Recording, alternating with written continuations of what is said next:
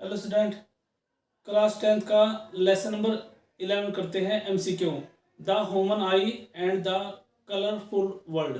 ठीक है, MCQ number 1।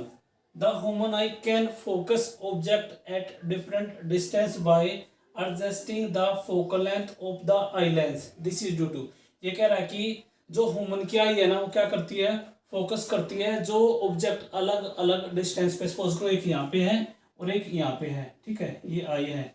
ठीक है, तो ये कह रहा है कि जो आई का जो लेंस है ना, वो क्या करता है, फोकल लेंथ को एडजस्ट करता है। वो किस प्रॉपर्टी के कारण होता है? ठीक है, वो होता है पावर ऑफ एकोमोडेशन के कारण। Answer number C, power of accommodation की वजह से। Question number 2। The human eye forms the image of an object is. ये कह रहा है कि जो ह्यूमन आई होती है वो जो ऑब्जेक्ट की इमेज को फॉर्म करती है आई के कौन से पार्ट पे? रेटिना पे। कहां पे करती है? रेटिना पे। सी इसका आंसर होगा। Question number 3। The least distance of distinct vision for a young adult with normal vision is about. ठीक है, ये कह रहा है कम से कम कितना डिस्टेंस होना चाहिए कि हम, जैसे हमारे पास कोई बुक है और कितना आई और बुक के बीच में डिस्टेंस होना चाहिए जिससे आसानी से जो उसके अंदर लेटर्स है, ठीक है, जो वर्ड्स है, उसको हम आसानी से विजिबल कर सके। ठीक है, या बुक के अलावा कोई भी ऐसा ऑब्जेक्ट है, अगर हम उसको क्लियर देखना है तो आई और उस ऑब्जेक्ट जो है हमारा, उसके बीच में कितना कम से कम डिस्टेंस होना चाहिए कि उसको आसानी से बिल्कुल साफ देख सके। तो 25 सेंटीमीटर होता है। कितना होता है? 25 सेंटीमीटर डिस्टेंस। ठीक है, डी। उसके बाद question number 4। The change in focal length of an eye lens is caused by action of the. ठीक है, ये कह रहा है जो फोकल लेंथ चेंज करता है आई लेंस, वो किसकी वजह से होता है? ठीक है, क्योंकि लेंस को क्या करता है, मसल्स होल्ड करके रखती है। कौन सी? Salary muscles. उसकी वजह से क्या होता है, जब मसल्स क्या करेगी, अपने साइज को क्या करेगी, कम ज्यादा करेगी, तो उसके हिसाब से क्या होता है, फोकल लेंथ एडजस्ट हो जाती है। तो इसका जो आंसर होगा डी, सेलरी मसल्स। ठीक है, प्यूपिल क्या करता है, जो लाइट की अमाउंट अंदर एंटर करती है आई के अंदर, उसको कंट्रोल करता है। रेटिना पे इमेज बनती है। आइरिस क्या करता है, प्यूपिल के साइज को कंट्रोल करता है। तो इसका आंसर होगा D, salary muscles. Next question, question number 5। Indication of danger has which colour. ठीक है, ये कह रहा है कि इंडिकेशन जो मिलती है डेंजर की, वो किस कौन से कलर की वजह से मिलती है? रेड। ठीक है, जैसे रेड जोन होता है ना, ऐसे ही। ठीक है, रेड कलर क्या करता है, इंडिकेशन होता है किसका? डेंजर का। ठीक है, question number 6। The visible light has colour code. ठीक है, ये कह रहा है कि जो विजिबल लाइट होती है उसके अंदर कौन कौन से कलर होंगे, कलर की लाइट मिलेगी, या कौन कौन से कलर कोड होंगे। ठीक है, अगर हम बात करें डिस्पर्जन ऑफ लाइट की, ठीक है, ये व्हाइट लाइट है। ठीक है, जैसे ही व्हाइट लाइट क्या होगी, एंटर करेगी किसके अंदर, इस ग्लास प्रिज्म के अंदर। ठीक है, ग्लास प्रिज्म के अंदर, तो क्या होगा, ड्यू टू डिस्पर्जन ये क्या होगी, सेवन कलर के अंदर ऐसे बेंड हो जाएगी, ऐसे ऐसे। ठीक है, ओके। और एक कलर कोड होगा, उसका नाम होगा VIBGYOR, विग्योर। ठीक है, ओके, ये भी नहीं है, ये भी नहीं है, ऑप्शन सी विग्योर। ठीक है, ये होगा। Question number 7। Which light bands the least. ठीक है, ये कह रहा है कि जब डिस्पर्जन ऑफ लाइट होगा, जो व्हाइट लाइट होगी किसकी, रेज की, ठीक है, या किसी भी ऑब्जेक्ट की जो लाइट का सोर्स होगा। ठीक है, जब किसी भी ग्लास प्रिज्म से क्या करेंगे, पास करेंगे, तो डिस्पर्जन ऑफ लाइट होगा और 7 कलर के अंदर बैंड हो जाएगी। अब कह रहा है कि सबसे जो लीस्ट बैंड होगा वो कौन सा कलर होगा? रेड। ठीक है, ऐसे होगा YGBIB। ठीक है, सबसे कम कौन सा होगा? रेड। ठीक है, रेड कलर सबसे कम बैंड होगा ये। ठीक है, और इसकी जो वेवलेंथ होगी ज्यादा होगी सबसे, रेड की। ठीक है, इसका आंसर होगा 7 का डी। अगला कह रहा है कि कौन सा लाइट कलर बैंड होता है हाईएस्ट। ठीक है, तो सबसे ज्यादा कौन सा हो रहा है? वॉयलेट। ठीक है, सबसे ज्यादा क्या होगा? वॉयलेट कलर बैंड होगा। ठीक है, तो इसका आंसर होगा डी, वॉयलेट। ठीक है, और इसकी वेवलेंथ क्या होगी? कम होगी। ठीक है, primary colours are in number. ठीक है, जो प्राइमरी कलर्स होते हैं वो कितने नंबर के अंदर होते हैं? 3 होते हैं। ठीक है, कौन कौन से होते हैं? 3। ठीक है, मेनली 3 होते हैं, इसका आंसर होगा डी 3।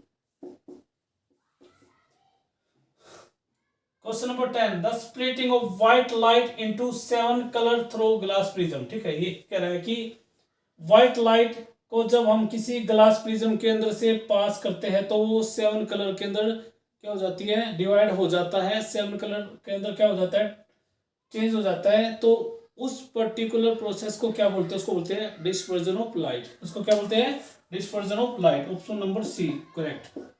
ठीक है, question number 11, electric nerve impulse from retina to brain is conveyed by. ठीक है, ये कि जो इलेक्ट्रिक नर्व इम्पल्स होते हैं, ठीक है, वो रेटिना से ब्रेन के पास जाते हैं।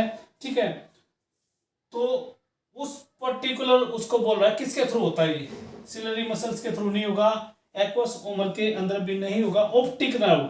ठीक है, ऑप्टिक नर्व के थ्रू क्या होते हैं, जाते हैं। ठीक है, retina to brain is convey. ठीक है, रेटिना से ब्रेन किसके पास कन्वे करेगा, ऑप्टिक नर्व के पास करेगा। ठीक है, क्योंकि ब्रेन के अंदर क्या होते हैं, कंपार्टमेंट होते हैं। जैसे एक हीयरिंग वाला, ठीक है, वो क्या करेगा, हीयरिंग वाले एक्टिविटी को कंट्रोल करेगा। एक विजन वाला होता है। ठीक है, ओके, ठीक है, और उस विजन वाले जो पोर्शन होता है ब्रेन के अंदर, उसके अंदर नर्व होती है ऑप्टिक नर्व। और ऑप्टिक नर्व किसका काम करती है, विजन का काम करती है।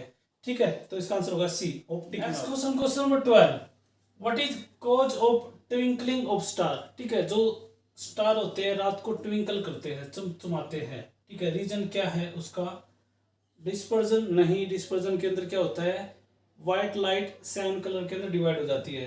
रिफ्लेक्शन के कारण भी नहीं, बी इसका आंसर नहीं होगा। एटमॉस्फेरिक रिफ्रैक्शन, इसका आंसर होगा सी, एटमॉस्फेरिक रिफ्रैक्शन। ठीक है, question number 13, the red colour और reddening of sun at sunrise and sunset is due to. ये कह रहा है कि जब सूरज सुबह निकलता है और जब शाम को वो सेट होता है तो उस टाइम पे उसका रेड कलर होता है, किस कारण होता है। ठीक है, एकोमोडेशन एक पावर होती है, ठीक है, लेंस की, जिसके अकॉर्डिंग वो क्या करता है, फोकल लेंथ को एडजस्ट करता है। ये भी नहीं होगा। डिस्पर्जन अभी बताया था मैंने इससे पहले वाले क्वेश्चन के अंदर। रिफ्लेक्शन भी नहीं होगा, इसका आंसर होगा स्कैटरिंग, स्कैटरिंग ऑफ लाइट की वजह से। ठीक है, question number 14, blue colour of the sky is due to.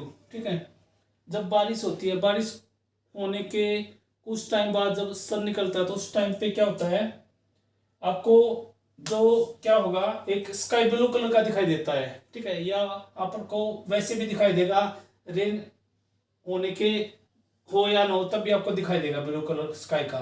ठीक है, वो किसके कारण होता है, स्कैटरिंग ऑफ लाइट के कारण। ठीक है, इसका आंसर होगा सी, स्कैटरिंग ऑफ लाइट के कारण। रेनबो फॉर्मेशन कैसे होती है, किस कारण होती है, रेनबो फॉर्मेशन क्या होता है, जब बारिश होती है।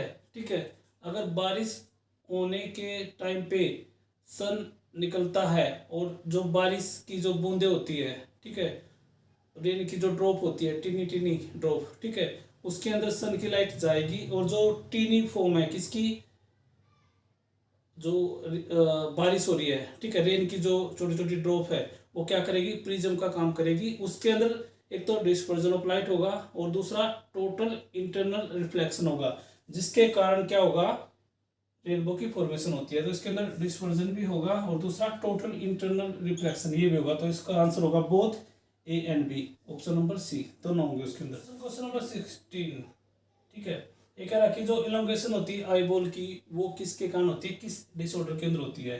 ठीक है, हाइपरमेट्रोपिया के अंदर भी नहीं, इसको फायर साइटनेस बोलते हैं, इसके अंदर भी नहीं, पर्स बायोपिया के अंदर भी नहीं, मायोपिया, इसको नियर साइटनेस बोलते हैं।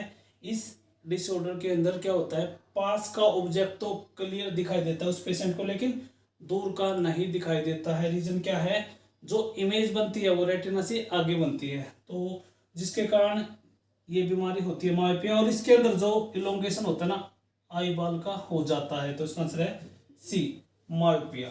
ठीक है, question number 17, A person who can see the near object clearly but can not see the distinct, मतलब दूर का ऑब्जेक्ट, इज स्प्रिंग फ्रॉम। ठीक है, ये कह रहा है कि एक आदमी, ठीक है, वो क्या, उसको क्या है, पास का तो दिखाई दे रहा है लेकिन दूर रखा हुआ ऑब्जेक्ट उसको दिखाई नहीं दे रहा है। तो ये कह रहा है कि उस पेशेंट को कौन सा डिसऑर्डर है। ठीक है, तो अभी बताया था मैंने कौन सा, मायोपिया। मायोपिया के अंदर क्या होता है, पास का तो दिखाई देता है लेकिन दूर का रखा ऑब्जेक्ट उसको दिखाई नहीं देता। इसका आंसर होगा B. Next question, question number 18, क्वेश्चन नंबर 19, 20, 21, 22, 23। क्वेश्चन number 18, myopia defect can be corrected by which lens. ये कह रहा है मायोपिया, मैंने बताया था वो डिफेक्ट जिसके अंदर क्या होता है, जिस पर्सन को ये डिफेक्ट होगा उसको नियर का ऑब्जेक्ट तो बिल्कुल क्लियर दिखाई देगा बट उसको दूर का नहीं दिखाई देगा। रीजन भी बताया था मैंने कि जो इमेज बनती है वो रेटिना से पहले बनती है इस पर्टिकुलर डिफेक्ट के अंदर। ठीक है, अब ये कह रहा है कि कौन से लेंस से इसको ठीक किया जा सकता है, इसको कनकेव लेंस से। इसका आंसर होगा डी, कनकेव लेंस से ठीक किया जा सकता है। ठीक है, दोनों लेंस तो उसके डिफेक्ट के अंदर आएंगे जिसको दोनों तरह का दिक्कत आती है, जैसे एज बढ़ती है ना तो उस टाइम पे, ठीक है, ये एक डिफेक्ट होता है, उसके केस के अंदर दोनों ही टाइप के लेंस लगते हैं, मीन्स उसको पास का और दूर का देखने में दिक्कत होती है। ठीक है, तो इसका आंसर होगा B, concave. Question number 19, a person who can see the distant object clearly but can not see the near object. ठीक है, ये कह रहा है एक आदमी है, उसको दूर का तो बिल्कुल साफ दिखाई दे रहा है लेकिन उसको पास का दिखाई नहीं दे रहा है जो ऑब्जेक्ट पास रखा है। अब कह रहा है उसको कौन सा डिफेक्ट है। ठीक है, हमने बताया था हाइपरमेट्रोपिया। हाइपरमेट्रोपिया में क्या होता है, इमेज रेटिना से पीछे बनती है, तो उसमें क्या होगा, उसको दूर का तो बिल्कुल साफ दिखाई देगा बट उसको पास का दिखाई नहीं देगा, उसको बोलते हैं हाइपरमेट्रोपिया। इसको फार साइटनेस भी बोलते हैं। डी आंसर उसका हाइपरमेट्रोपिया। ठीक है, question number 20, hypermetropia defects can be corrected by which lens. ठीक है, ये कह रहा है कि हाइपरमेट्रोपिया या फार साइटनेस डिफेक्ट को कौन से लेंस से ठीक किया जा सकता है, तो कन्वेक्स लेंस से। कौन से लेंस से, कन्वेक्स लेंसेज को हम ठीक कर सकते हैं। Question number 21, the eyeball become too small. ठीक है, ये कह रहा है कि जैसे हमने मायोपिया के अंदर क्या किया था, इलोंगेशन हो गया था किसका, आई बॉल का, बट जब हम बात करते हैं हाइपरमेट्रोपिया की तो उसके अंदर आई बॉल क्या होती है, स्मॉल हो जाती है, तो इसका आंसर होगा सी, हाइपरमेट्रोपिया। ठीक है, question number 22, the phenomena of scattering of light by colloidal particle is known as. ठीक है, ये कह रहा है कि वो प्रोसेस जिसके अंदर क्या होता है, स्कैटरिंग ऑफ लाइट दिखेगी किसके अंदर, कोलाइडल पार्टिकल के वजह से। वो कह रहा है कि उस सॉल्यूशन को, उस इफेक्ट को क्या बोलेंगे। ठीक है, उसको बोलेंगे टिंडल इफेक्ट। ठीक है, टिंडल इफेक्ट क्या होता है, जब हम किसी कोलाइडल सॉल्यूशन में व्हाइट लाइट को, ठीक है, या जो बीम ऑफ लाइट को पास करते हैं तो जो लाइट की रे होगी आप कोलाइडल सॉल्यूशन के अंदर आसानी से बिल्कुल क्लियर देख सकते हो, आपको ट्रू सॉल्यूशन के अंदर लाइट दिखाई नहीं देगी। This is due to Tyndall effect. ठीक है, इसका आंसर होगा B, Tyndall effect. Question number 23, the white light consist of colour. ठीक है, अगर हम बात करें ग्लास प्रिज्म की, ठीक है, और ये व्हाइट लाइट, ठीक है, जब इसको क्या करते हैं, ये प्रिज्म के अंदर पास करते हैं तो 7 कलर के अंदर क्या हो जाता है, डिवाइड हो जाता है। तो व्हाइट कलर कितने में डिवाइड हो रहा है, 7 कलर के अंदर, तो इसका आंसर होगा 7, C. Question number 24, the defect arise due to the gradually weakening of ciliary muscles and diminishing flexibility of eye lens. ठीक है, कौन सा डिफेक्ट होता है जिसके कारण जो सिलरी मसल्स होती है वो धीरे धीरे वीक हो जाती है और जो फ्लेक्सिबिलिटी होती है आई लेंस की वो क्या हो जाती है, कम हो जाती है, तो उस डिफेक्ट को बोलते हैं पर्स बायोपिया। ठीक है, प्रेस बायोपिया। ठीक है, सी इसका आंसर होगा।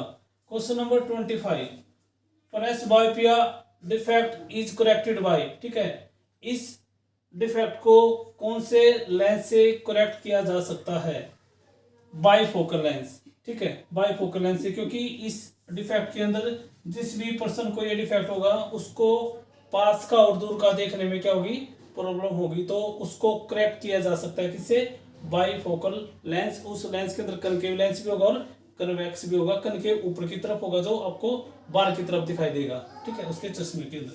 26, scattering of light is caused bye. जो स्कैटरिंग होती है लाइट की, ठीक है, वो किसकी वजह से होती है, ट्रू सॉल्यूशन की वजह से नहीं, सस्पेंशन भी नहीं, कोलाइडल सॉल्यूशन के अंदर। ठीक है, सी।